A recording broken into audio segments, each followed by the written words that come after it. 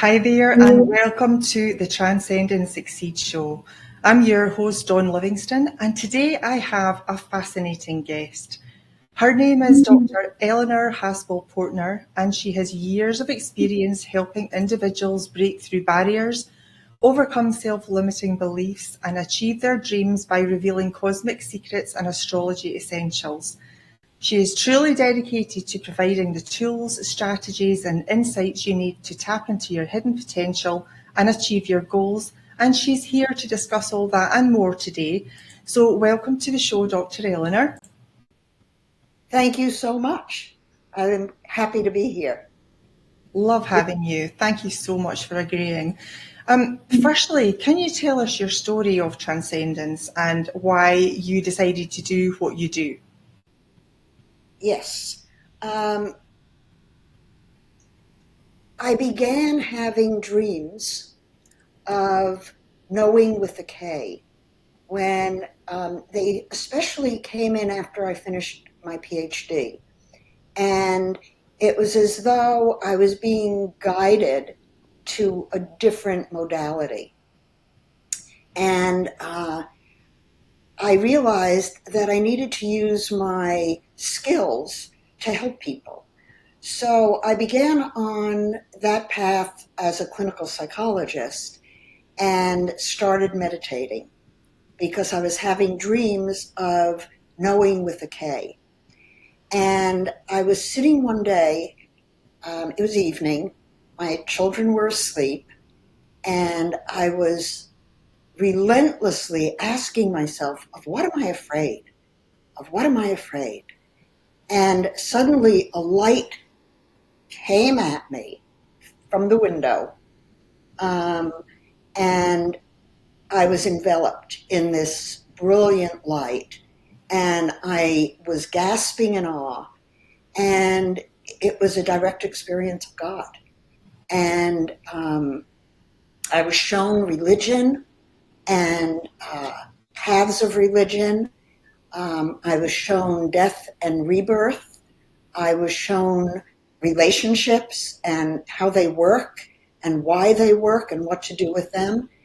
And I knew at that moment, without a doubt, that death and rebirth are real, that at the moment of death, we have this instant of all knowledge.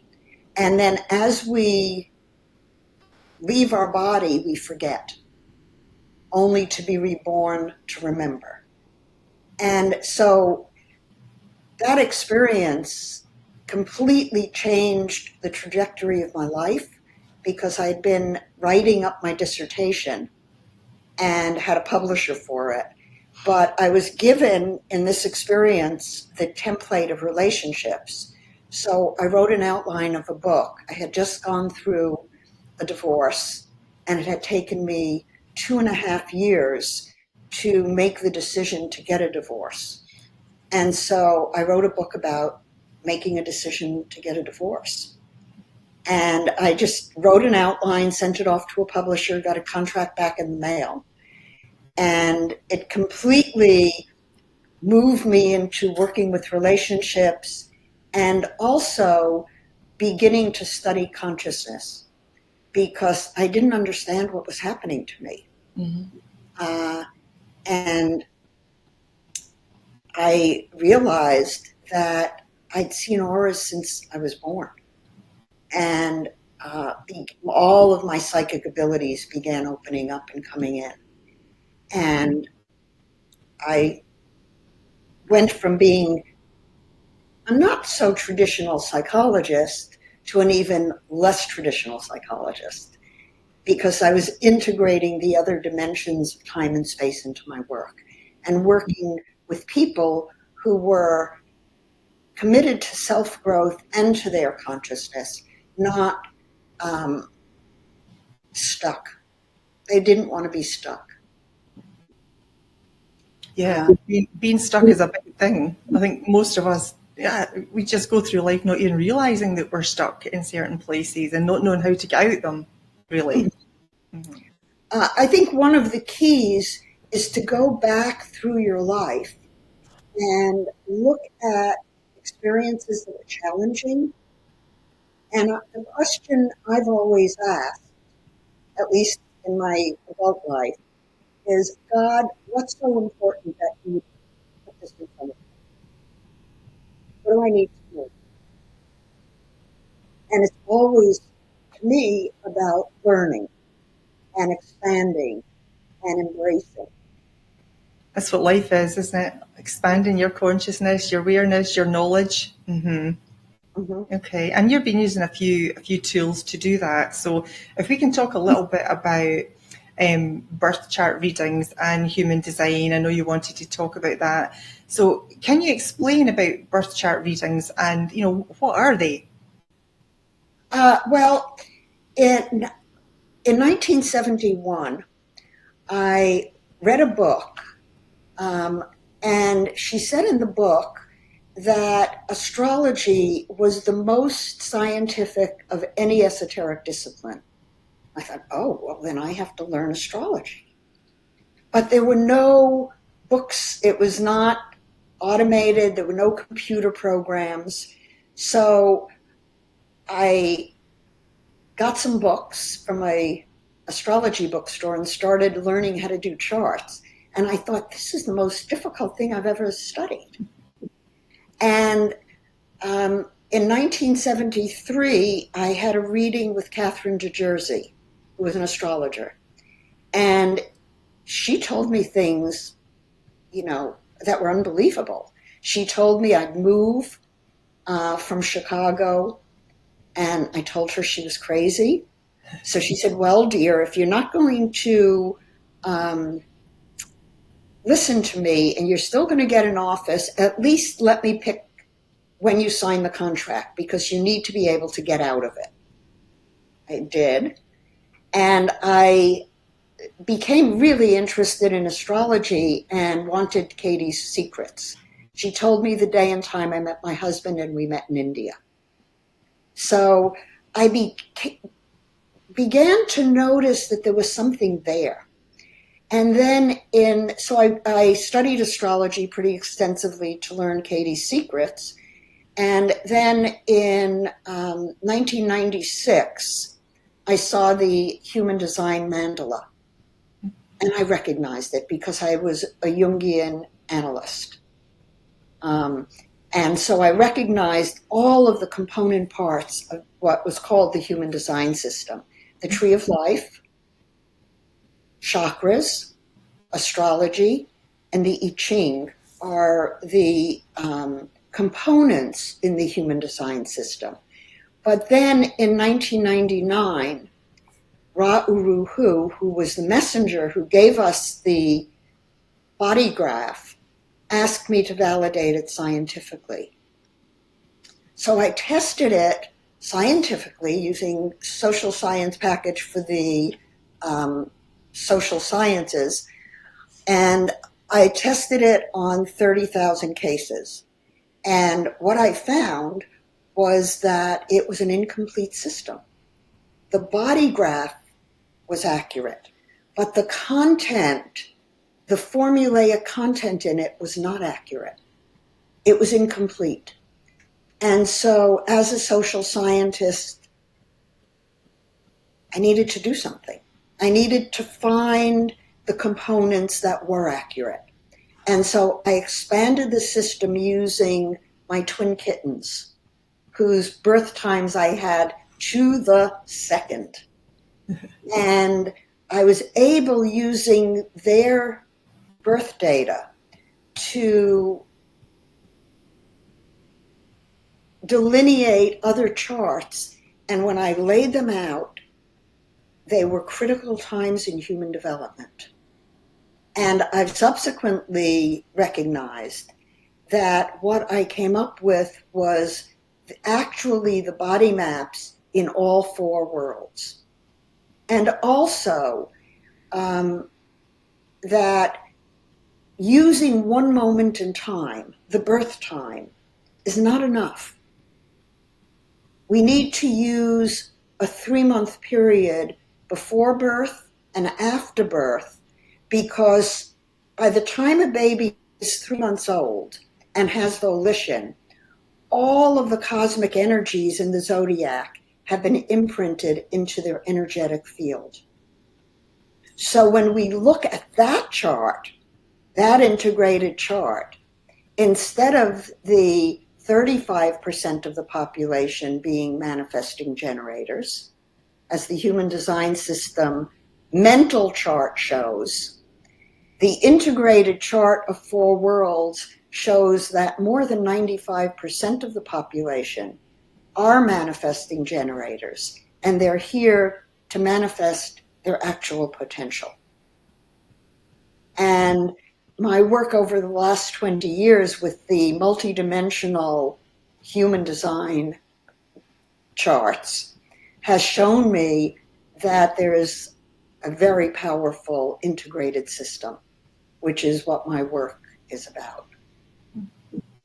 Very interesting. So not just, the date and the time that you were born, then you need to look before that and after that. And the critical periods in development are also delineated. So a birth chart includes the four worlds: mental, spiritual, emotional, and physical. And I noticed when I was watching your opening, that you go through the four worlds. I do. So in order for any human being to feel whole, to feel integrated, to feel like their life is functioning, they need to bring together those four components. Yeah. And in the last couple of years, my husband and I have both gotten certified as Tai Chi Gong teachers. And when I'm doing the figure eights in Tai Chi Gong, it's integrating the four worlds. So it's a fascinating social science study that multiple disciplines that are independent of each other all talk about the four worlds, and the system by which we evolve from unconscious to conscious follows a very specific developmental sequence that unfolds in every human being. Yeah, and you have to address everything, not just the not just the physical body. You've got to go mental, emotional, and the spiritual as well, because Yes. every imbalance there will affect the physical body. That's where it's densest and where everything comes out. So yeah, holistic. It's holistic healing, isn't it? Looking at the body as a whole instead of little parts. And the psyche as a whole. Yeah. And integrating spirit. In my work, what I found is that the spiritual dimension is actually the integrated field of consciousness. Mm-hmm.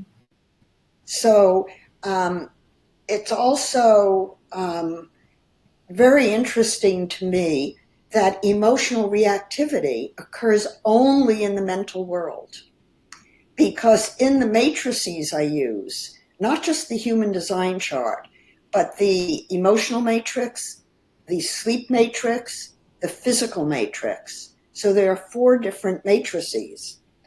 So we're designed in each world a little bit differently. And the emotional reactivity is only in the mental world. in order to transform it, we need to go through the emotional angelic world, which connects to spirit. And so emotions always need to be transformed. Mm-hmm. Totally agreed. Totally understood. Yes, I know exactly where you're coming from there. So you base that concept on your noble energy maps. Will you tell us about that? Yes, noble energy maps are based on the research I did on the human design system. I've now tested my system on 45,000 cases, 30,000 statistically, and another 15,000 clinically. And what I find is that using the multidimensional really empowers people, because when we integrate and use the chart that is the integration when a baby is 3 months old and has volition, that chart shows how they manifest in the world and how they integrate all of the dimensions of the psyche to be one unified whole. So we're not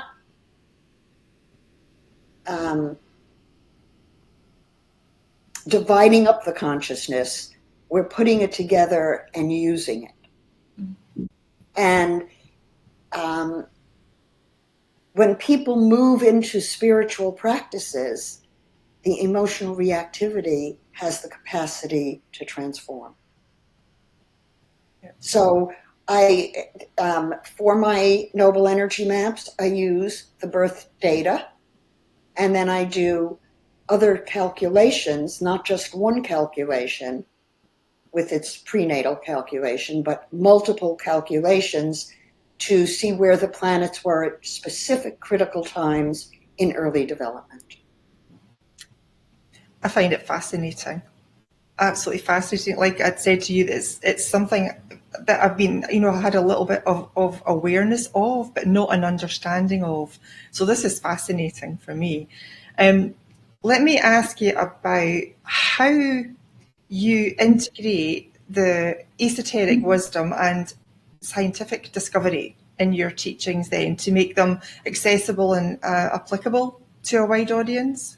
Well, over the course of my career, I would always be looking for what would help my clients. So when I was working with couples, using skills that I used with my children didn't work. When I work with people who are highly conscious, I needed to use communication skills that would access spirit. And so what I discovered retrospectively is that all of the different things I studied, because I found a missing piece, was actually finding skills that worked in the different worlds. So now when I'm working with someone, if it's a spiritual issue, I use clean language, for example. Whereas if it's a relationship issue, I might use imago therapy skills.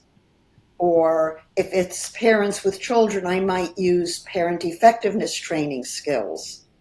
So consciousness is state specific, and the skills we use to communicate with our unconscious or conscious are also state specific.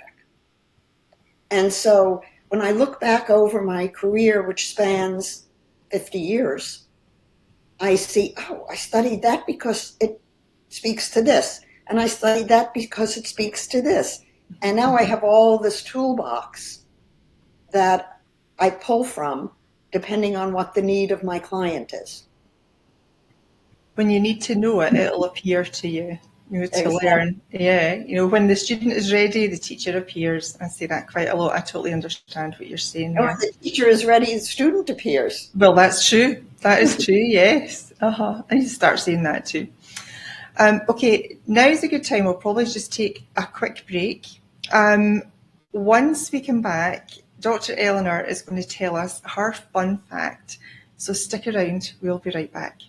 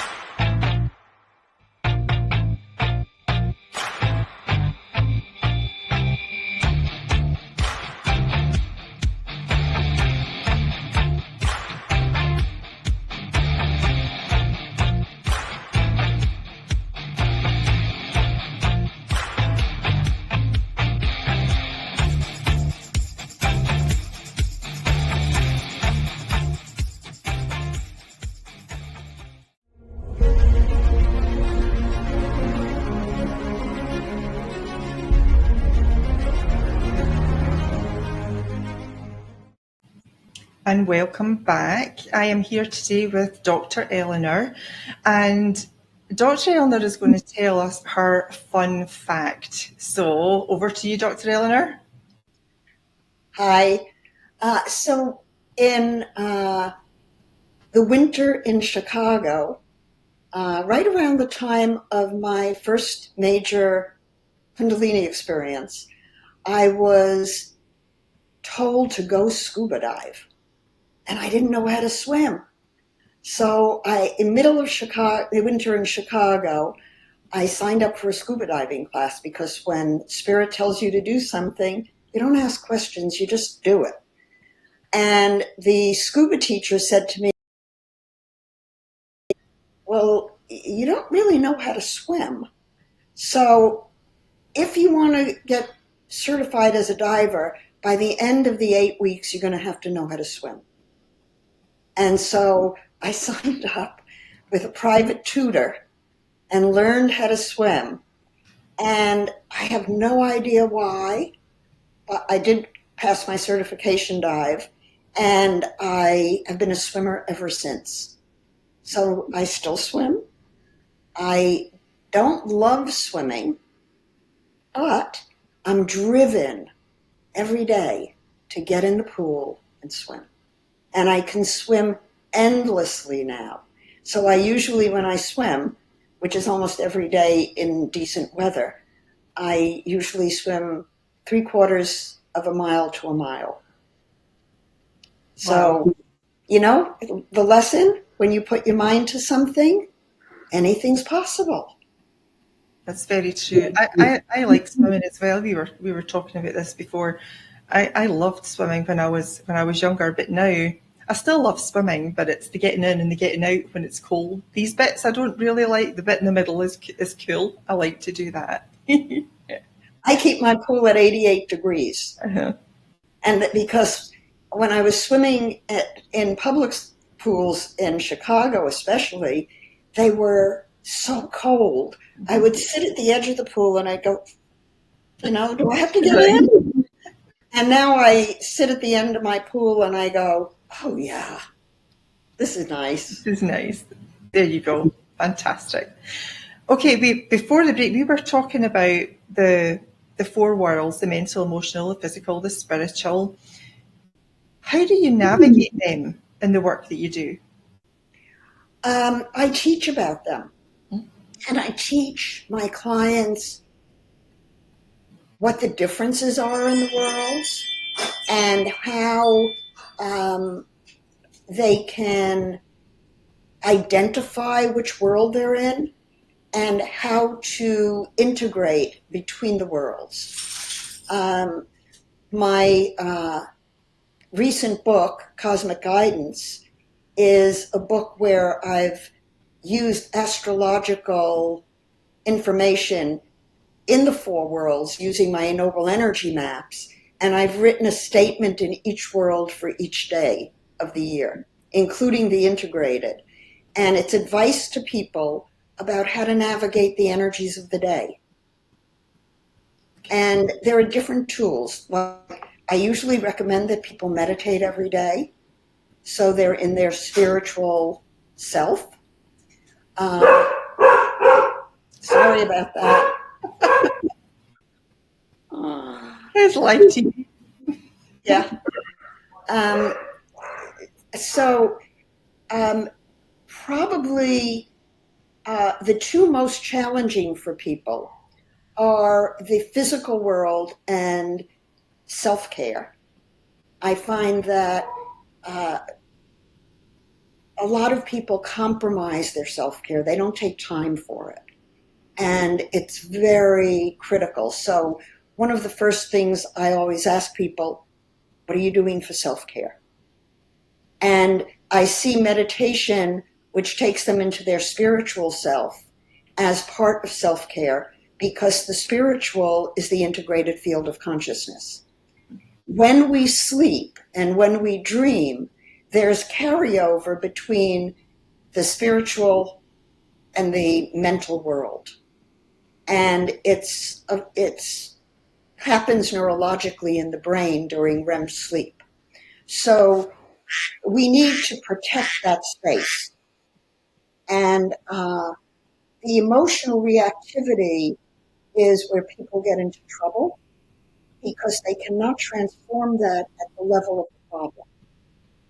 And so, in order to transform emotionality, I offer people skills to transform them spiritually. I help people do that. And self-care is really, really important.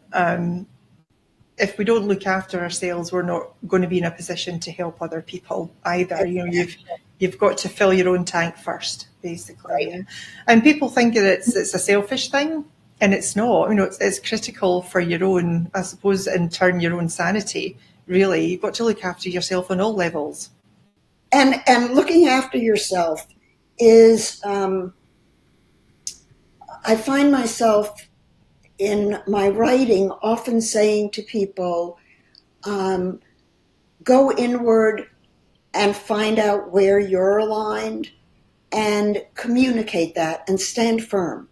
Mm-hmm. Don't compromise who you are to please another person, because if that person doesn't recognize who you are and what your values are, they're not the right person for you. Mm-hmm. They're not respecting you and your sensibilities and your limitations and your vulnerabilities. Yeah, they need to allow you to be who you truly are and who you're comfortable with being. Yeah, yeah. I understand the concept of journaling, where it's I suppose really helpful for me if my mind's in total chaos. I like to have like a brain dump, if you like, and get it down on paper. But can you describe multidimensional journaling and how it can impact your life, how it can help on your journey? Yes, I actually, and if anybody wants it, it's on my website. But I developed a worksheet for the four worlds, and I break it down: mental, spiritual, emotional, physical, integrated, which my book does as well. And then what I love, what sustains me, and what I'd like to release in each of those worlds. And I also suggest that people do gratitude statements in all four worlds, but I've added an additional piece to the gratitude, which is a because statement.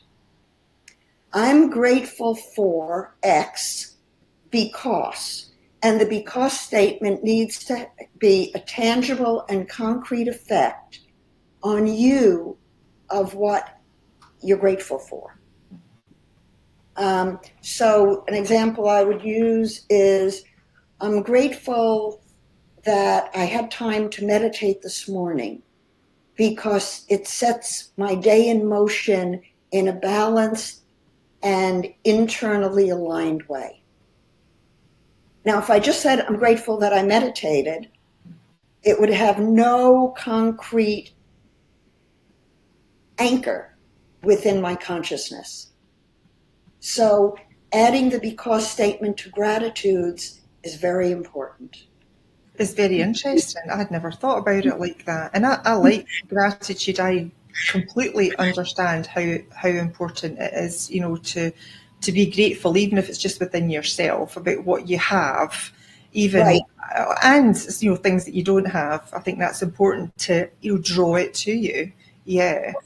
The first time I was thinking about doing a physical gratitude, I said, I'm grateful that I could brush my teeth today because I have the ability to do that with my hands. I have the wherewithal to have a good toothbrush and toothpaste. You know, let's be grateful for the little things and take it down to that minute segment or like the level, small little. Yeah. Yeah, because it's the little things that are quite often overlooked, isn't it? Exactly. Yeah. You know, we take our body for granted. Uh-huh. Yeah, we do. And we can say all the wrong things to ourselves, which is very detrimental on probably every level. One of the things I'm going to do in my webinar on Thursday, is to ask people to write down 4 memories that they had, 4 experiences from their past that were challenging, and to go back over them and ask what was so important for them to learn from that experience that it became a blessing instead of a challenge. Mm-hmm. Yeah, to turn it around, because it's all about perception and the way you view something, isn't it? And then we want the subconscious to have the proper empowerment rather than going back to seeing it as a negative. Agreed. So I inner love it. transformation. Yeah, love it, love it, love it. I know you have written several books, about four or five. Well, I know you have another one coming out. So, can you talk to us about a couple of those books? I can certainly talk about them, and I have them here. Okay. So the first one I wrote was the Cosmic Secrets, which is about my work in the multidimensional charts, the noble energy maps. And I tell the story of how it came about, why it's important, and what the worlds are. And I give some examples. And then to go along with that, because, you know, the human design system is a synthesis of the tree of life, chakras, astrology, the I Ching. My system integrates those 4 and adds developmental critical periods in human development. So in order to really integrate even into the human design, we need a knowledge of all those systems. I've studied the Kabbalistic tree of life for more than 20 years. So I integrate it, and it's a model of the individuation process.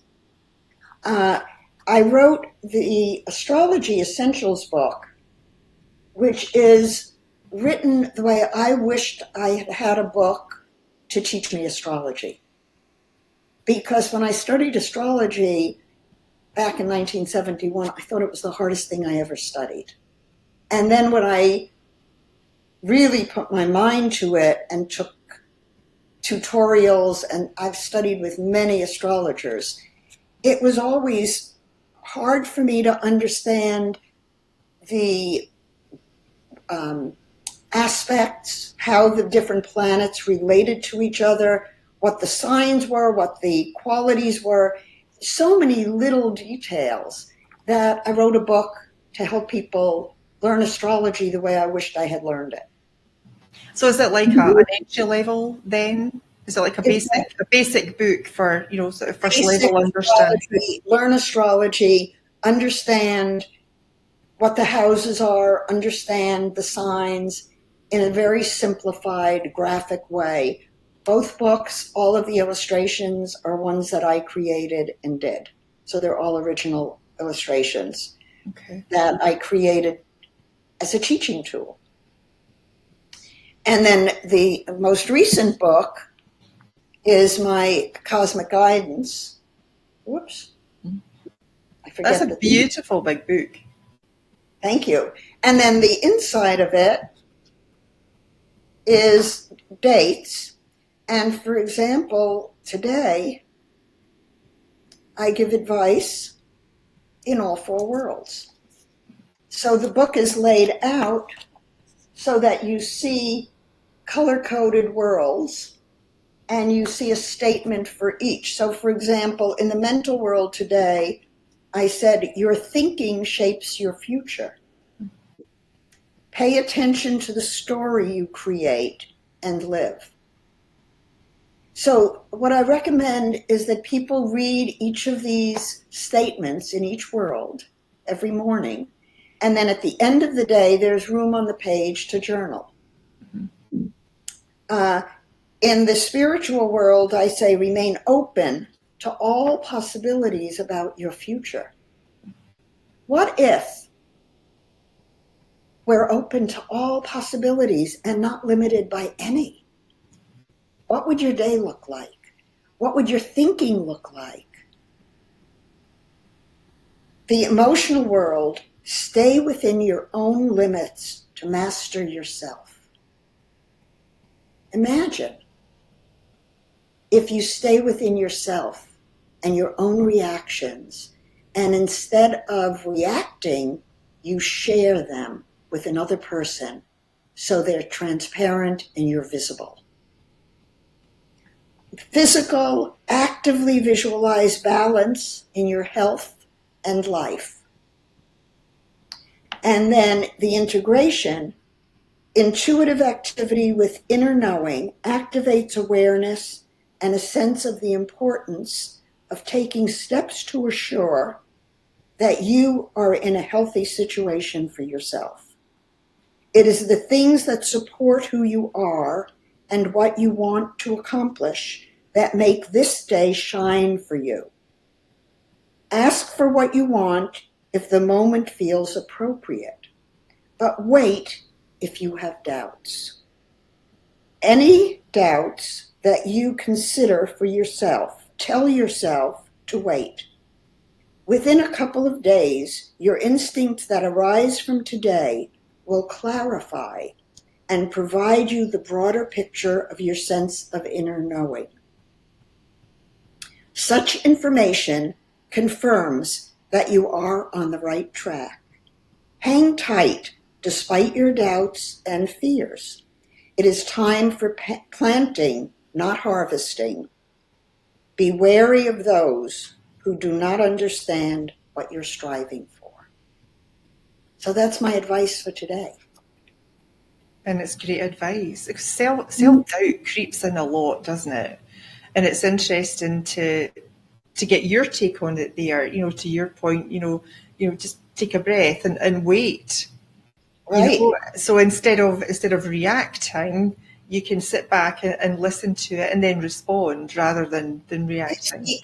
The beauty of the map that I designed, but I was downloaded basically, and then validated in numerous scientific disciplines. Mm-hmm. So we know it's valid. It shows that no one moment on any day at any time in our life defines who we are. Mm-hmm. And so when I say in one of these statements, wait a couple of days because the energies are evolving. So tune into your own rhythm, your own pattern, and trust your doubt, trust your knowing, trust your, when you feel that another person is trying to move you off your center, don't move. Trust it. Yeah. And don't be reactive. Have a dialogue. So what I've done is I've sort of weaved these disciplines into a whole and then looked at how do we use them in a dynamic way that respects the cosmic flow of energy. So instead of being molded or controlled by it, we become co-creators with it. And then all possibilities are open. That's wonderful. So it is.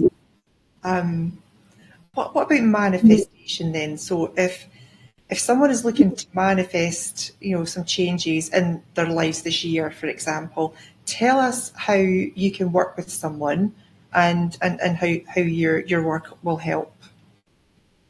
I usually look at their chart. I look at how they're designed and how they optimally manifest, what the timing is of that. Each of us has a different timing. And when I was first studying the human design system, I was told I was a manifester. And I would say to Ra, who I knew very well and spent a great deal of time, I was a business partner with him. So I broke off with him because he wasn't really interested in the science. But what I kept saying is, I'm not a manifester. I don't manifest. I wait and I wait and I wait. And then all of a sudden I know. And when I know because I know because I know, that's when I act. And when I looked at my multidimensional charts, I went, holy moly, this explains something nothing else ever explained, because I'm a lunar generator. So I wait until spirit tells me it's time to act. And then I don't question, I act. And I've done that basically my whole life. So is there any other steps or practices that you would recommend to them for successfully manifesting? I recommend that everybody meditate, that when you know what you know because you know it, you do not compromise it. Some of my clients said, I wish I had a little button I could push to hear you say that. But what I do with people is I empower them to operate out of spirit and to use the mental world in service of spirit, not spirit in service of the reality world. Okay. And it makes a big difference. And I also have so many skills as a professional that depending where somebody is and what the problem is, I know which tool to pull out of the toolbox to help transform. Mm-hmm. So have you observed any patterns or factors that contribute to success in manifesting? Yes. Go back through your life when you've done things successfully and replay them, and replay from inside, not from outside. What was it that you knew that let it be successful? What was the feeling and what was the thinking? Most of the time when we manifest successfully, the undercurrent unconsciously is success. It's optimism. It's knowing that you're going to be successful. And so I always encourage people to do what they know, love what they do. And if you're doing things you don't love, think about changing it, because you're bringing negative energy into the equation. Yes. And that is derailing you. It's a no-no, isn't it? Yeah. Being aware that you're doing that's a big step. So are there any, I suppose, insights or exercises that your clients have found to be most transformative? Anything in particular? If anybody wants to go on my website, all of the free webinars are posted there.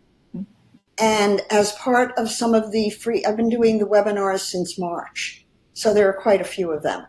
And along the way, I have a worksheet on goals, a worksheet on the 4 worlds and how to manifest, worksheets on how the worlds interact. It makes a figure 8. I have, as part of the Cosmic Guidance book, at the back of the book is a link to a page with all kinds of resources. Some meditations for empowerment, a 5-minute audio on transforming negative self-talk into empowered self-talk. So there's meditations, worksheets, all kinds of things. And my website has downloads of all the worksheets that I've talked about in all of the webinars. So all of you who are watching, feel free. I offer it to you as a gift. It's a lovely gift. Thank you so much. How do you approach helping couples navigate, challenges and strengthen their relationships through your teachings? The first order of business with couples is to make sure their values align. Values are the deal breaker. So I usually like to make sure that they're aligned and that they really do want to be together. So when a couple comes to me, I assess where they are, and I determine which kinds of communication skills are appropriate to teach them. Also, I usually tell couples that the fastest way to stop an argument is with one clean question. What would you like to have happen? Stops an argument cold. If you and your partner are going at it, stop and say to your partner, what would you like to have happen now? Duh. So I don't have a formula. I don't use a formula in any of my work because human beings are not formulaic. Each individual is unique and every couple is unique. So I work with what's in front of me, and it's about teaching them to take emotional reactivity and own it and transform it before you interact. And if every couple would just pause, go inside, what does this emotional reaction remind you of from your past? It's, couples come together because their young psyche hooks up. And what I was shown in my Kundalini experience about couples is that we join with our mate because we believe we're on the same path, going to the same place, and we support each other. If one person veers a little bit off that path, what you want to do is bring them back to center. So we monitor each other. And if we can be allies in that process, we have a great relationship. Yeah, instead of fighting. My husband and I met in India because I was told in a meditation to go to India to an ashram, which I had no interest in, but I was told. I met him at the day and time my mentor astrologer told me we'd meet. And we've been together since the day we met almost 46 years ago. Wow. Congratulations. And we agreed when we connected that we would only do things that both of us felt were right for us to do as a couple. So if one of us says, this doesn't feel right, we talk about it or we don't do it. Yeah. And it doesn't mean we don't have fights. We do sometimes, not often. But when we do, we look at what it's about and where our communication has gone astray. And if it's a couple who wants couples therapy, don't go to someone who doesn't have a good relationship. Know who you're entrusting your soul to, and make sure that the person is living the life that they're telling you can live. Yep, excellent advice. I'm going to put some information on the screen now, and I know you have an offer for the viewers if you want to tell us a bit about that. Well, I'm just in the process of this book showing up on Amazon and Ingram in the bookstores, and I'm offering you the first 5 people who email me with the title Transcend and Succeed will get a free copy of the book. The book sells for $35, I think. if you want a copy, put Transcend and Succeed in the title and send me your name and your mailing address, and I will have the book sent to you directly from Amazon. That's a fabulous offer. That's very generous. A free, brand new book. It's fantastic. Okay, let me just pop that off. So, can you share a powerful transformation story then from someone that you've worked with? Yes. And if anybody wants to validate it, go to the first few webinars from my Noble Energy Wellness Manifest Your Dreams webinars. There was one lady who came to the early classes, and she looked very unhappy, almost like a bag lady. And she had been in this space for quite a while. And after talking to her and making a few suggestions to her and sending some healing energy and clearing her aura, she was completely transformed to the point that everybody in the webinar went, "Oh my God, you're so beautiful." And it was her life completely transformed from being alone for years to finally accepting herself, loving herself, and moving out, finding a relationship for the first time in God knows how many years. And she is now with a partner and thriving. So, and it was working with the four worlds that did it. Recognizing that she was limiting her consciousness and not working energetically with the internal component of her spiritual self. Awareness, change of perception, change of life. Yeah? Right. Releasing what didn't need to be there anymore. Yeah, absolutely. That's lovely. I love hearing stories like that, so I do. So I what do about too. Yeah. Well, It is. It's wonderful. I love it. When I get good feedback, it's great. So are there any future projects in the mix that you can share with us? yes, the Quantum Manifestation Summit comes on next week, and I will be speaking at it on Wednesday, I think, the 24th, at I think it's 2:15. But you can get the schedule for the Quantum Manifestation Summit. I do podcasts and other things, and my program with the energy maps should be released fairly soon. It will be automated with free reports as well as paid reports.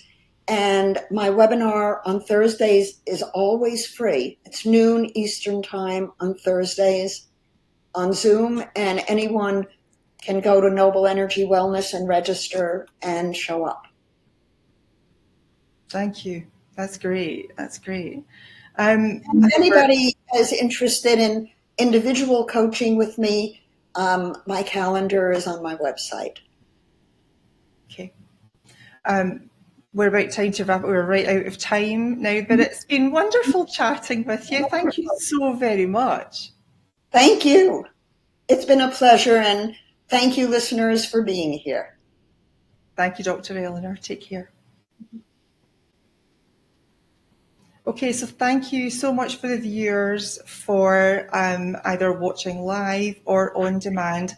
We will see you next time. Thank you very much.